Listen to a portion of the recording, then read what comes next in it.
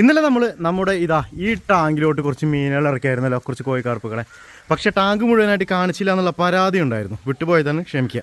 അപ്പോൾ ഇന്ന് നമ്മൾ ടാങ്ക് മുഴുവനായിട്ടൊന്ന് കാണാൻ പോകണം. മുകളിൽ താൽക്കാലികമായിട്ട് നമ്മളിതാ ഇവിടെ ഒരു UV ഷീറ്റ് അടിച്ചിരിക്കുകയാണ്, വെയിലടിക്കാതിരിക്കാനും വെള്ളത്തിൻ്റെ കളർ മാറാതിരിക്കാനൊക്കെ വേണ്ടിയിട്ട്. കണ്ടില്ലേ, നൈസായിട്ട് താൽക്കാലികമായിട്ട് അടിച്ചിട്ടുള്ളതാണ്. വലിയ ഉറപ്പുകളൊന്നും ഇല്ലെങ്കിലും നമുക്ക് തൽക്കാലം ഇത് മതി, തന്നെ ധാരാളമാണ്. ഓക്കെ, അതിനുള്ളിലോട്ട് വരികയാണെങ്കിൽ ഇതാ ഉള്ളിലെ വ്യൂ ഇങ്ങനെയാണ് കിടപ്പുള്ളത്.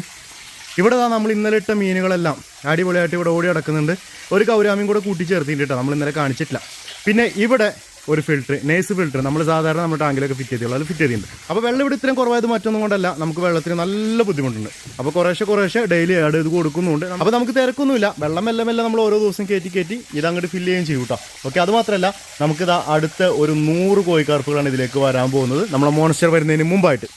അപ്പോൾ വീഡിയോ ഇഷ്ടപ്പെട്ടിട്ടുണ്ടെങ്കിലും ഇതുപോലത്തെ കണ്ടന്റ് നിങ്ങൾക്ക് ഇഷ്ടമാണെന്നുണ്ടെങ്കിലും സബ്സ്ക്രൈബ് ചെയ്ത് കൂടിക്കോളും. ഓക്കെ, അപ്പോൾ എല്ലാവർക്കും ബൈ.